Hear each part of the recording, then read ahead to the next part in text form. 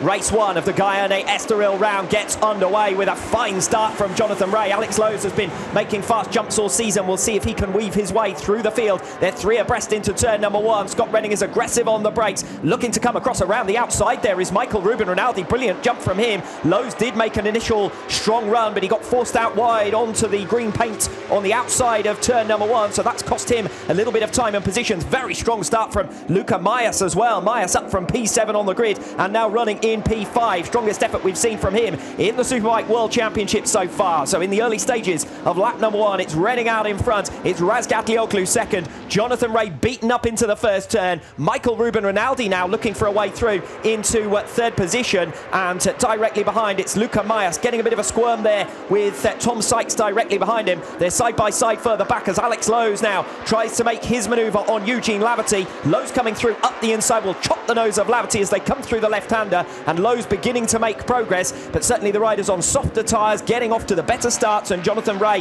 has got to bide his time from P3.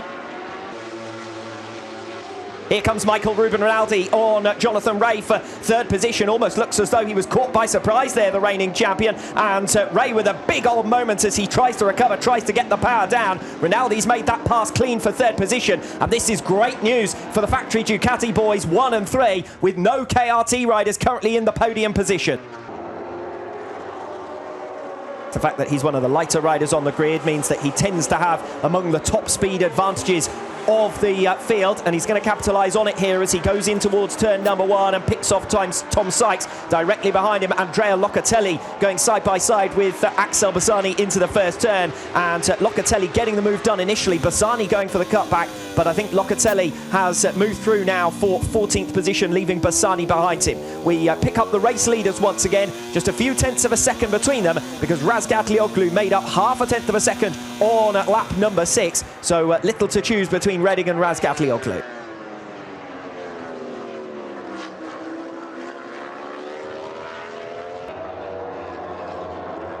We've got 2 races in one here to some extent. We've got offset strategies effectively, because the riders with the harder tyre, the likes of Jonathan Rea and Alex Lowes with the conventional feature-length race tyre, will be looking to be stronger in the second half. Remember, 21 laps here in Estoril. The 2 BMWs absolutely nose to tail as they flash past our commentary position at the back of the 2 main grandstands here in Estoril. That's Samuele Cavalieri, who has gone down on the outside of turn 7.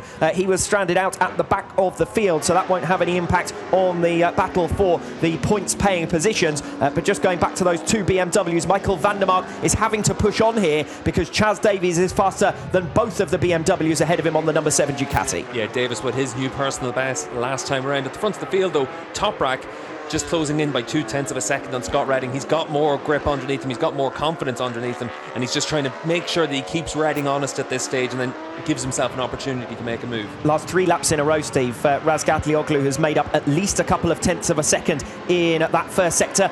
Eugene Laverty's gone down. The Irishman falling at turn 4. What a shame for him. He was trying to defend against Michael van der Mark and Chaz Davies, and we're going to pick up the action here. And you're probably just going to see the front go from underneath Eugene Laverty, and we see a lot of riders in that corner where they've been a little bit wider to try and make sure they can just V the exit of the corner, and the reason they do that is to try and save a little bit of the tyre life as well. There's a few bumps in there, it's a tricky corner. Eugene just gets caught out.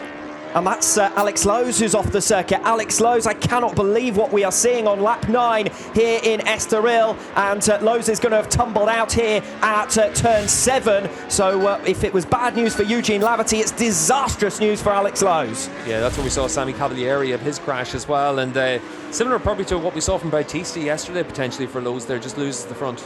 I was just going to go and say about Eugene Laverty's crash. Of course, there are 3 right-handers in a row at the start of the lap, as well as the long turn at the end of the previous lap. So a fair old wait for Eugene Laverty, but he's gone down in 7th position. And for Alex Lowes, that's disastrous in the context of the consistency he'd shown in the early stages of 2021.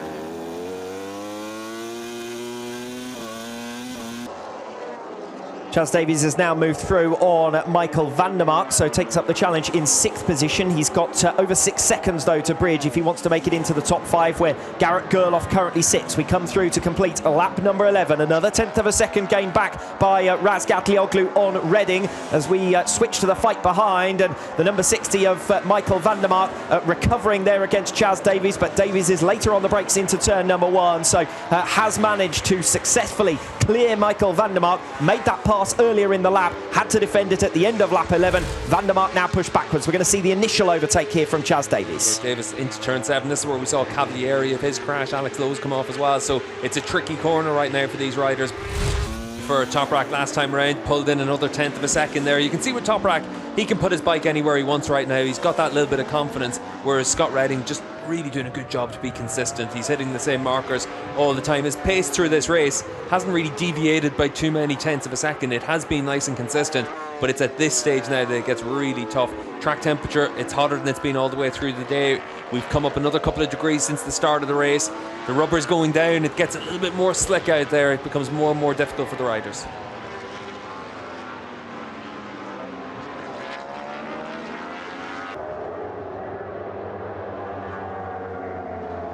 What I will say from Jonathan Ray's perspective, I'll come back to that in a second. I mentioned previously that the championship gap would really be slashed if things were to stay as they are at present, because Scott Redding would be set to pick up 25 championship points and Jonathan Ray 16. The gap would be down to 8 points. It's 17 coming into race 1 here in Estoril, but can Scott Redding defend this race lead? Razgat Lioglu all over the back of him as they come off at turn number 1, and Toprak has been strong through the first sector throughout this race. Look how close they now are, less than a bike length between them as they come through the right-hander. Redding slightly off the line, will get it squared off nice and early to pull away from Razgat Lioglu on the short squirt. Now through the left-hander, we ride on board with Scott Redding to see there is nothing to choose between our lead duo, less than a 10th of a second, and Jonathan Ray coming back at them on lap 17 as well so far.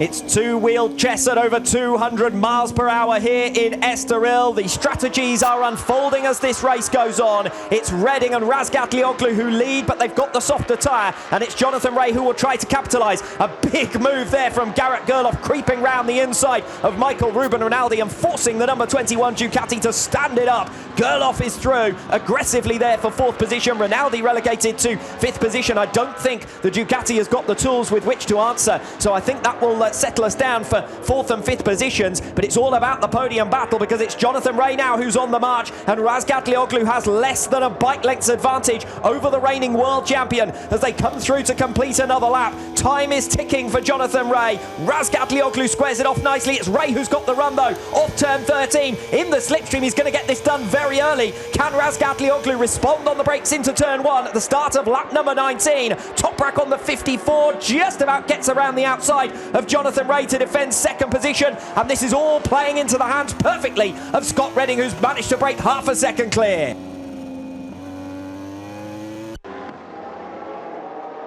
The number 1 of Jonathan Ray. It's his 3rd attempt at making this pass into the first turn at the start of the final lap, and Jonathan Ray still doesn't have the answer, and Toprak Razgat Lioglu defending. Ray tries the cutback. Toprak's got the line, and Toprak will pull away now from Jonathan Ray. Is that his last chance gone? Is he going to try it on the final lap just to stem the bleeding? Because it's Scott Redding who surely is going to take the race victory. Race 1 here in Estoril. The fight is for 2nd position, 7/10 of a second back from your race leader Redding. Razgat Lioglu still has the advantage over Jonathan Ray, who lost 4/10 of a second in that first sector alone. Boxed in by Razgat Lioglu directly ahead. We're in now to the final sector, and I don't think Jonathan Ray is going to have the answer. It's Scott Redding then who is pulling clear. A masterfully ridden performance here in race 1. one of the Guyane Estoril round. Could be a lunge coming off the final turn here from Jonathan Ray. He's going to get his wheels in line earlier and try to out-drag Razgatlioglu to the line. They're going to be side by side to the finish. Toprak, though, it is who holds on. Back-to-back victories for Scott Redding to cut the championship deficit from 17 points to 8. Jonathan Ray restricted to third. Nothing to choose between himself and Toprak Razgatlioglu, but a masterful strategy once again from Scott Redding has paid dividends with a second race victory of this 2021 campaign.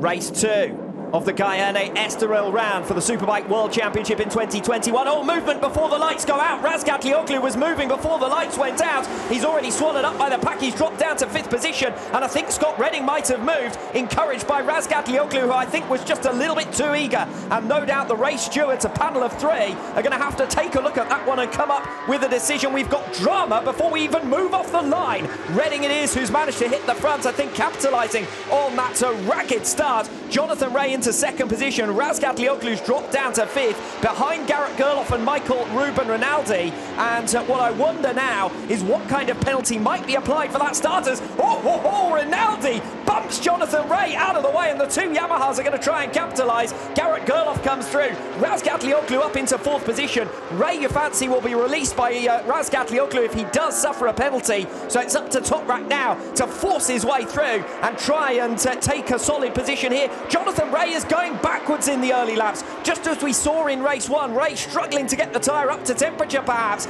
Eugene Laverty has come through for 5th position. Toprak down the inside of Gerloff. The 2 Yamahas are practically swapping paint here, but it's Ducati 1 and 2. Yeah, Laverty's looked really solid all the way through this weekend, running up inside the top 5 at the moment, but he's going to be under attack from Jonathan Ray because Ray's tyres are going to come into their range. Toprak Razgatlioglu diving down. Oh, Garrett Gerloff has gone, and he's run straight up the back of Michael Ruben Rinaldi and wiped the pair of them out. Gerloff was struggling for grip and traction there into turn number 6. He gets it all crossed up and slams into the back of Michael Ruben Rinaldi, ruining the number 21 Ducati's race.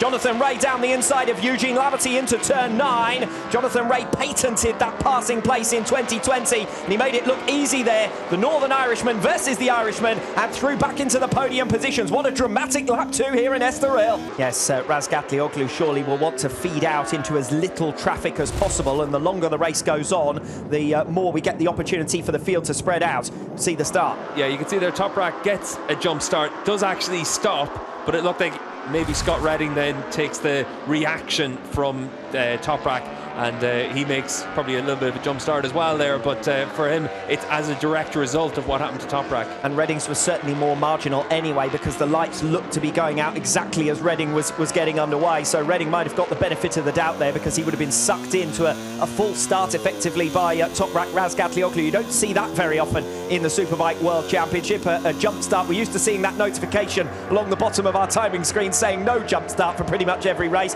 That's not the case this time around, and Razgatlioglu is going to have to serve that double long lap penalty, and there's the confirmation of it on Toprak's pit board that he gets as he comes down the start-finish straight to start lap number 5.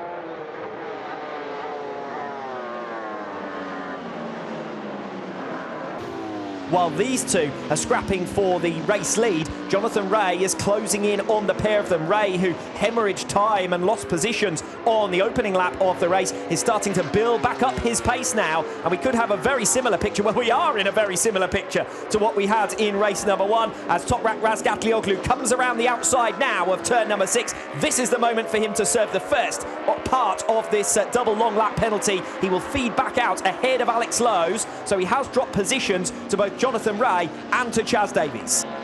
And particularly if Scott Redding bottles up Jonathan Ray, of course, as they come through to complete lap 5. It's Redding in front by the best part of a second ahead of Jonathan Ray. Then it's Chaz Davies in third. Toprak Razgatlioglu just ahead of Alex Lowe's, who must have a whiff now of a podium position when Toprak serves the second part of that penalty. We're going to watch another replay here of the early laps with Michael Ruben Rinaldi's aggressive pass there on Jonathan Ray. Yeah, you can see there that with Jonathan Ray, he just has a bit of a bobble there as well. He's obviously that you've got Rinaldi coming down the inside. That loses him momentum then down the straight, kind of bottlenecks it as well. But for Ray, he's been able to recover up into second position now. Last time around he lost 1/10 of a second to Scott Redding. This is what we saw in yesterday's race, and then it was once we got into the second half of the race that he was really able to recover that pace. Second long lap penalty then for Toprak Razgatlioglu. This will complete the penalty. He's picked off by Alex Lowe's and also by Andrea Locatelli, who now moves up into 5th position. This has been a fantastic start to the race for Locatelli, aided admittedly by the chaos with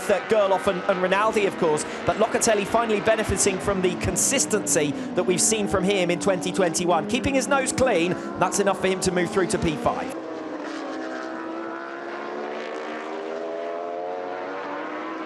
The action really is behind this lead trio. Alex Lowe's only just fending off Toprak Razgatlioglu. There's just 1/10 of a second between them. You can see them in the background of your shot there. Razgatlioglu on the 54, Lowe's ahead of him on the 22. Locatelli fending off Van der Mark. Van der Mark's made up another couple of tenths of a second on this latest lap. We switch back now to Lowe's, making his way through the right-hander. Looked a bit unsettled there a lap ago. Toprak incisive down the inside into turn 9. Razgatlioglu released into 4th position, and that was a matter of time. Toprak significantly faster, something to the tune of half a second a lap faster at the moment than Alex Lowe. Yes, Michael van der Mark was never quite able to break Andrea Locatelli, who's running in a career-best 6th position, of course, in his debut Superbike World Championship season. Again, Jonathan Rea closing up through turn 13, this time at the end of lap 14, and he is nose to tail now with Scott Redding. We'll see if that Kawasaki can work with the slipstream, can get through on the inside of Scott Redding. We ride on board, it's close sport stuff. Redding will be deep on the brakes, Rea will be even deeper. If he can get it stopped, this will be P1 for Jonathan Rea. Redding with the cutback, Redding responds, and the 45 Ducati recovers the lead. Yeah, for Jonathan Rea, he'll know that he needs to make that move stick as soon as possible. You don't want to give Scott Redding too many opportunities to learn from it. Redding is wide, and Rea cuts through on the inside line. We ride on board. Jonathan Rea now on the outside as they come through the left-hander, and he just about gets across the front of Redding, and Scott Redding is down from 2nd position, trying to fight with Jonathan Rea. He rushes straight back to his machine, and Jonathan Rea has broken Scott Redding in race 2 here in Estoril. Yeah, you saw Jonathan Rea sweep across the front of Redding there, and for Scott Redding, that's going to be a costly crash. We've seen him really consistent over the course of this weekend, but now he needs to get himself rejoined and see if he's able to score points. But with 20 seconds separating the race lead from the point scoring positions, it looks like that's not going to happen for Redding. For Scott Redding, he wanted to try and win this race. He wanted to try and hold off Jonathan Rea. There's nothing wrong with that. Sometimes mistakes can just happen. This is the front end just going from from Scott Redding. He's actually lucky that he didn't tag the back of Jonathan Rea there as well. And a more consistent rider, crucially, than Team Go 11 have had in the past.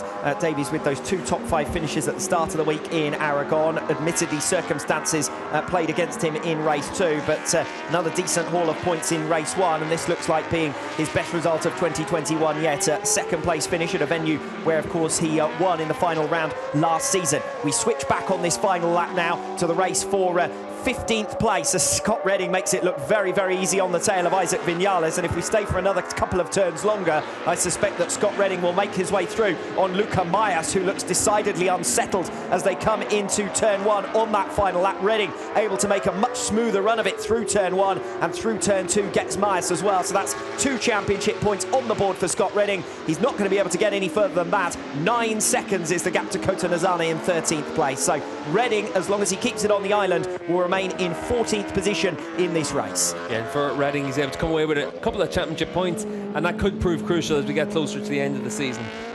He wore down his main rival, and he saw off Scott Redding in a way he couldn't do in race 1 here yesterday. He's taken his first victory around Estoril in the Superpole race this morning, and he's going to make it a Sunday double for his 4th race victory out of 6 in this 2021 campaign. Jonathan Rea crosses the line to the celebrations of KRT and wins race 2 in Estoril.